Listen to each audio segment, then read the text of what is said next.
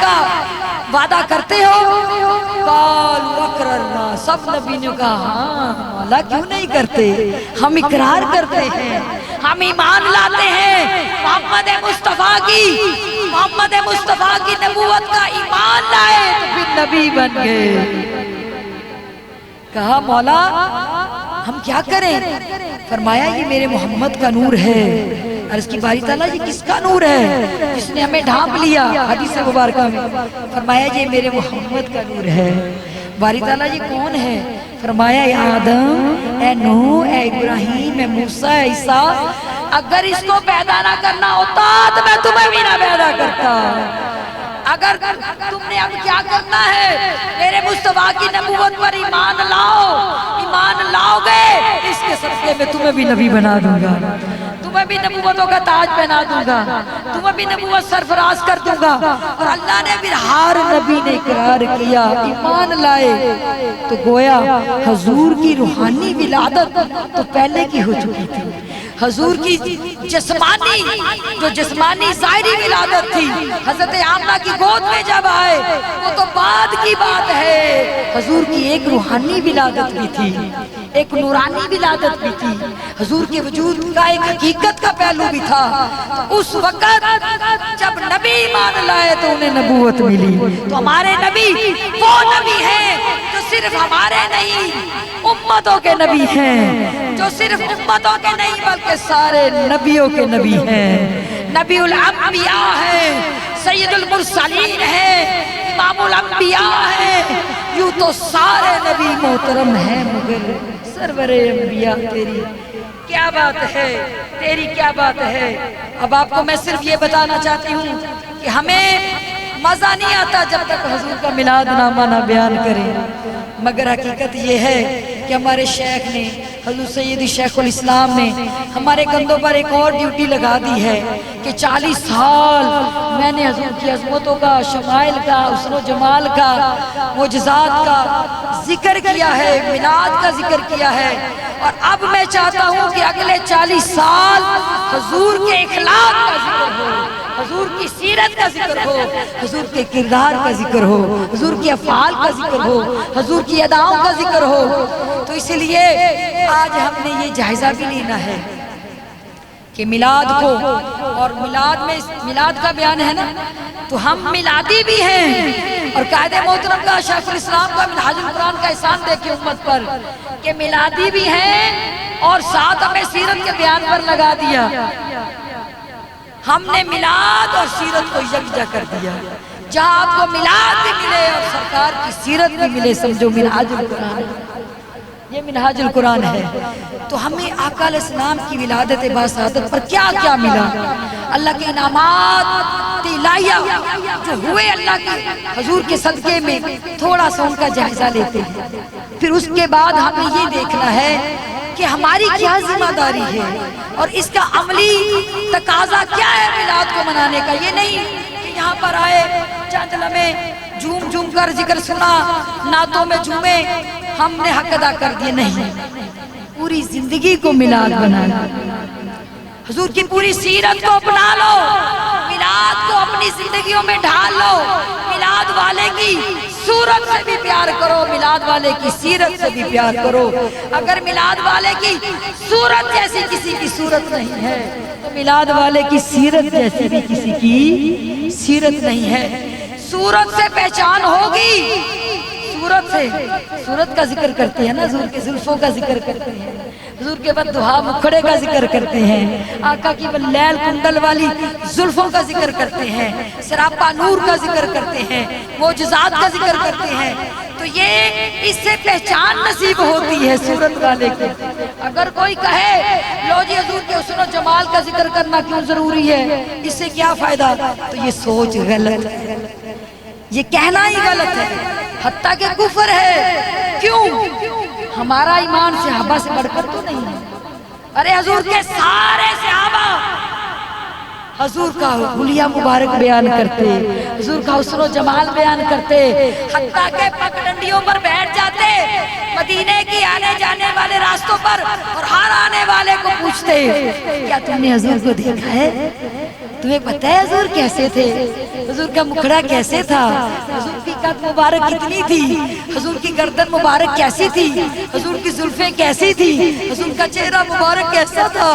وہ تو اپنی زندگی کا ان کا ورد وظیفہ ہی نہیں تھا، صبح و شام وہ حضور کا ذکر کرتے رہتے، ہر آنے جانے والے کو سرکار کا حلیہ مبارک بتاتے تاکہ انہیں حضور کی پہچان نصیب ہو، انہیں پتہ چلے کہ ہمارے آقا کیسے حسین تھے، کیسے جمیل تھے۔ ارے حسینوں میں حسین ایسے کہ محبوب خدا ٹھہرے، نبیوں میں نبی ایسے کہ ختم الانبیاء ٹھہرے۔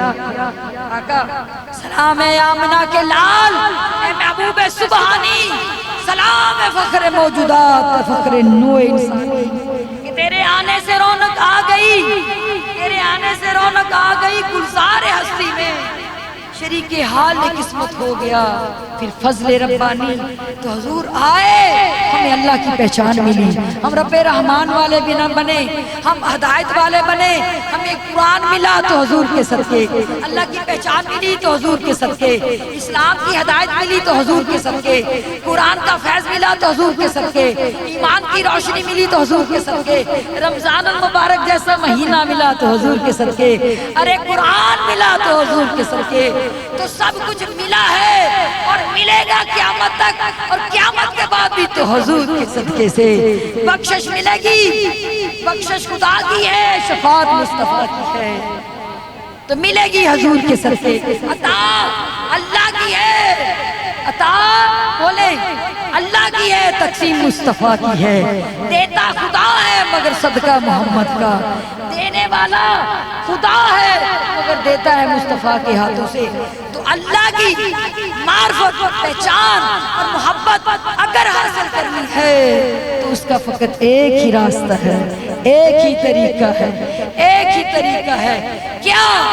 قُلْ إِن كُنتُمْ تُحِبُّونَ اللَّهَ فَاتَّبِعُونِي يُحْبِبْكُمُ اللَّهُ۔ اے میری محبت کے متلاشیوں، اے اللہ اللہ کرنے والوں، اے رب کی پہچان پانے والوں، اے توحید کا پرچار کرنے والوں، اور اللہ کی محبت کا دعویٰ کرنے والوں، سنو، میں تمہاری یہ محبت اس وقت قبول کروں گا جب تم یہ شرط پوری کرو گے۔ محبوب بتا دے، آپ ہی بتا دے، کیا؟ فَاتَّبِعُونِی، کہ محبوب میری غلامی میں آ جاؤ، انہیں بتا دو کہ مصطفیٰ کا اتباع اختیار کر لو، مصطفیٰ کی غلامی میں آ جاؤ، محمد عربی کی غلامی کا پٹا گلے میں ڈال لو، پھر کیا ہوگا؟ پھر کیا ہوگا؟ پہلے تو تم دعویٰ کرتے تھے نا اللہ اللہ، پھر کیا؟ یحببکم اللہ، پھر اللہ تمہیں محبوب بنا لے گا۔ وَیَغْفِرْ لَكُمْ ذُنُوبَكُمْ، تم گناہوں میں ڈوبے تھے، تم کفر و شرک کرتے تھے، تم بیٹیوں کو زندہ درگور کرتے تھے، تم گناہوں کی اور ضلالت و گمراہی میں ڈوبے ہوئے تھے، جب مصطفیٰ آئے تم نے کلمہ پڑھ لیا، تم ایمان والے ہو گئے، کفر و شرک کی گھٹائیں کافور ہو گئی، توحید کا اجالا ہو گیا، مصطفیٰ آ گئے تم خدا والے ہو گئے۔ اس لیے اللہ فرماتا ہے میں نے تمہیں گناہگار پایا، مگر جب تم نے میرے یار محمد کی غلامی اختیار کر لی، مصطفیٰ کے قدموں سے جڑ گئے، مصطفیٰ کے دامن سے جڑ گئے، محمد عربی کے در پر دہلیز رسالت مآب پر سر تسلیم میں خم کر لیا، مصطفیٰ کی غلامی کا پٹا گلے میں ڈال لیا، مصطفیٰ کا اتباع کر لیا، مصطفیٰ کے یار کے پیچھے پیچھے قدموں پر چلنے والے بن گئے، تو پھر کیا ہوا؟ میں نے سارے گناہ بھی مٹا دیے، سارے گناہ بھی معاف کر دیے، اور تمہیں اپنا محبوب بنا لیا۔ تو پتہ چلا کہ رب کو پانا ہے تو مصطفیٰ کے قدموں سے جڑنا ہوگا، مصطفیٰ کے دامن کو تھامنا ہوگا۔ پھر اور بات سنیں، اللہ کو کسی نے دیکھا ہے؟ بولیں، کسی سے محبت ہوتی ہے نا تو جی چاہتا ہے کہ اس کی ایسا عمل کرے جس سے وہ خوش ہو جائے، جس سے وہ خوش ہو جائے، اس کی عادتوں کو، اس کی اداؤں کو اپنائیں۔ تو رب کو تو کسی نے دیکھا نہیں ہے، رب کے محبت کرنے والوں، اللہ کو تو کسی نے دیکھا نہیں ہے، اب اللہ کو پانا چاہتے ہیں تو کیا کریں؟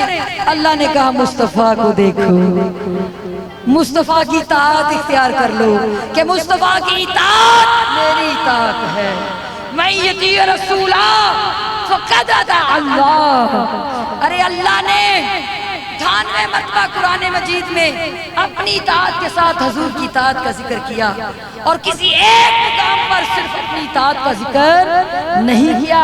اگر ایسا ہو جاتا تو معاذ اللہ کچھ ایسے بھی تھے جو کہتے جی بس اللہ کی اطاعت ہی کافی ہے، رسول کی اطاعت ضروری نہیں ہے۔ اسی لیے اللہ نے پورا قرآن کھول کے دیکھیں، اپنی اطاعت کے ساتھ حضور کی اطاعت کا ذکر کیا، اور بلکہ حد کر دی، کہا من یطیع رسول فقد اطاع اللہ، کہ جس نے رسول کی اطاعت کی بس اس نے اللہ کی اطاعت کی۔ اور دیکھیں فعل مصطفیٰ کا ہے، اللہ کہتا ہے میرا فعل ہے۔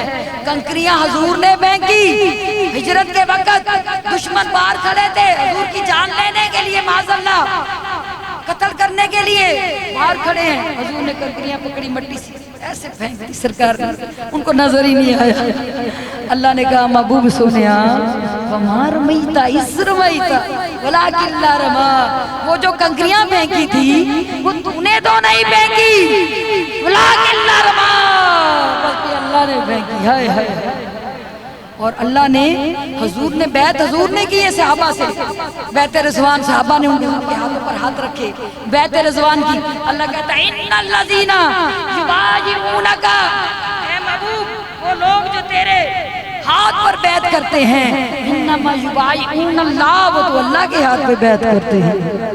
جنہوں نے تیری بیعت کی انہوں نے تو اللہ کی بیعت کی، اور فرمایا یاد اللہ فوق ایدیہم، کہ ان پر اللہ کا ہاتھ ہے۔ ہائے ہائے، ہاتھ حضور کا تھا، حضور کے ہاتھ کو اللہ نے اپنا ہاتھ قرار دے دیا، سبحان اللہ کہہ دیا، ہاتھ حضور کا۔ اللہ کہہ رہا ہے یاد اللہ فوق ایدیہم، ان پر تو اللہ کا ہاتھ ہے۔ ہائے قربان جائے۔ پھر اللہ تعالیٰ فرماتا ہے کہ یہ جو میرا محبوب ہے اس کی بات میری بات، اس کا بولنا میرا بولنا، اس کی زبان میری زبان۔ کیوں؟ وما ينطق عن الهوى ان هو الا وحی یوحی، یہ جو میرا مصطفیٰ ہے، یہ جو میرا محبوب ہے، یہ جو کالی کپڑی اوڑھنے والا ہے، یہ اپنی خواہش نفس سے نہیں بولتا، بلکہ اس کا بولنا تو میرا بولنا ہے۔